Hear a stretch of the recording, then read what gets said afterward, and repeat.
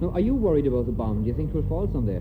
No, I don't know really. I'm not worried about it anyway. Are you yourself worried about the bomb?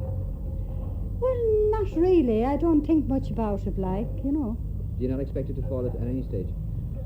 Well, I hope our Blessed Lady and our Divine Son will stop it. That's the only thing, prayer. Well, do you think bombs are going to fall? Well, that's a good question. Have you learned to live with the bomb? Do you worry that one day it might go off? A lot of people think it will. In fact, they're so convinced that hundreds, and yes, even thousands of people in Ireland seem to expect the worst. These are the people who have swelled the ranks of that organisation prepared for doom, the Civil Defence. Take Galway, for example. 149,000 people in the county. 600 of them give their hours of leisure to thoughts and plans for the day of disaster, the day the world goes mad and fear becomes terrifying fact. Already they have their civil defence ambulances and the gear necessary for saving life. But now they plan something else, an H-bomb bunker, a fallout shelter, call it what you will. But that's the big trouble. Ever since the news broke, the people of Galway have been struck by a metaphorical dose of fallout because the shelter is being built for a mere 55 people and no one knows exactly who they'll be. What is certain is that the people of Galway have their own ideas as to who should go into the shelter.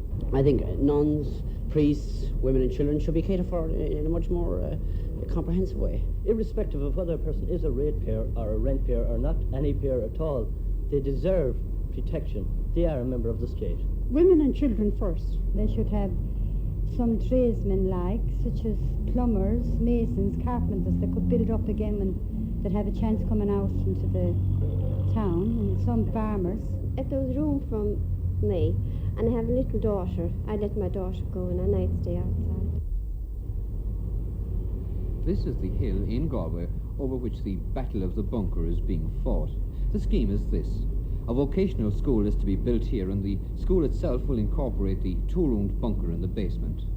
Stephen Devaney, Vice President of Galway's 7,000-strong Trade Union Council, has called the scheme a mad one. Well, first of all, it's under a school.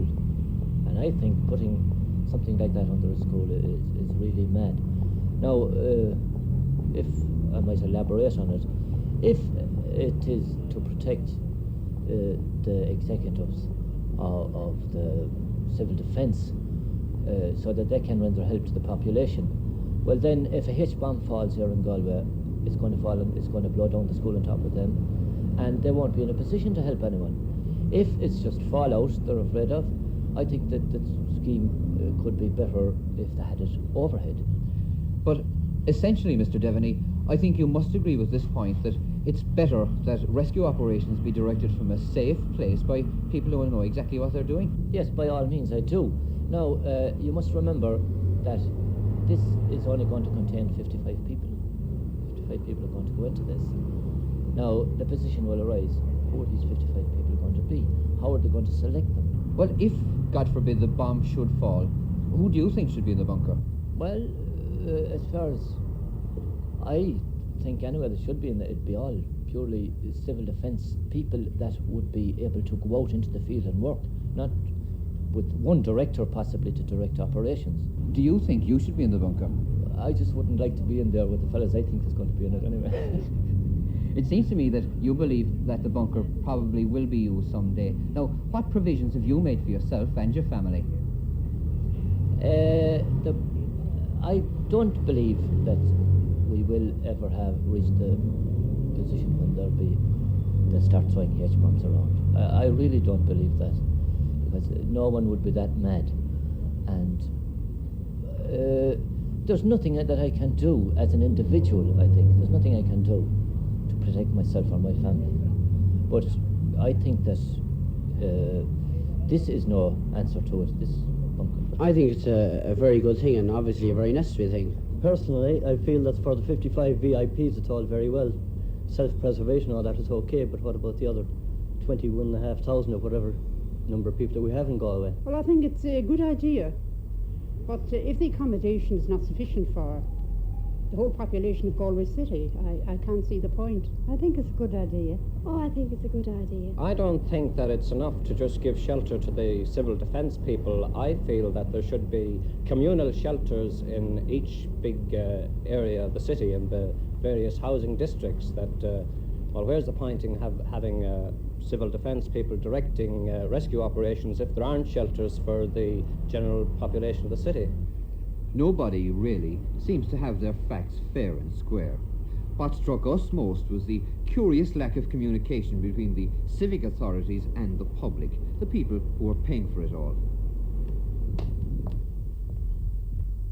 The county manager refused to come along and clarify the situation, and one of the chief administrators of Galway Civil Defence behaved like a man who was suddenly gagged when asked for a comment. Overall, we got the impression that someone somewhere was playing the war game and not considering the consequences. However, the Mayor of Galway, Mr. Brendan Holland, helped to dispel the mushrooming cloud of doubt. Mr. Mayor, what sort of people are the administrators? What rank do they hold, in fact, in public life? Well, they are the people who are responsible for law, administration, health, and general administration in general. Well, no, could we assume, for instance, that the Bishop of Galway would be left to his own devices and fend for himself? I don't think so. No, he's not involved. But from my own personal view, I would feel that he should be entitled to it since he is our spiritual leader. And what about yourself, as one of the city fathers? Do you expect to get in? Well, I would until next June, but after next June, I'm not too sure what would happen. Mr. Mayor, everyone in Galway knows where this bunker is. If there is to be a terrible war, surely they'll come and stampede. Now, has that fact been considered? Well, so far as I know, a nuclear war to be, it means the end of us all once the bomb falls. And what comes is completely problematic. But surely, if it's a question of panic and of terror, how will you cope with the people? That is the problem that the civil authorities must decide for themselves, how to direct the people. And that is the reason why these people are in this bunker, is to indicate to the general public how to behave. But will they get the chance? Will they have to shoot the people to keep them away from the bunker? I have no idea what a nuclear bomb consists of and what the consequences are.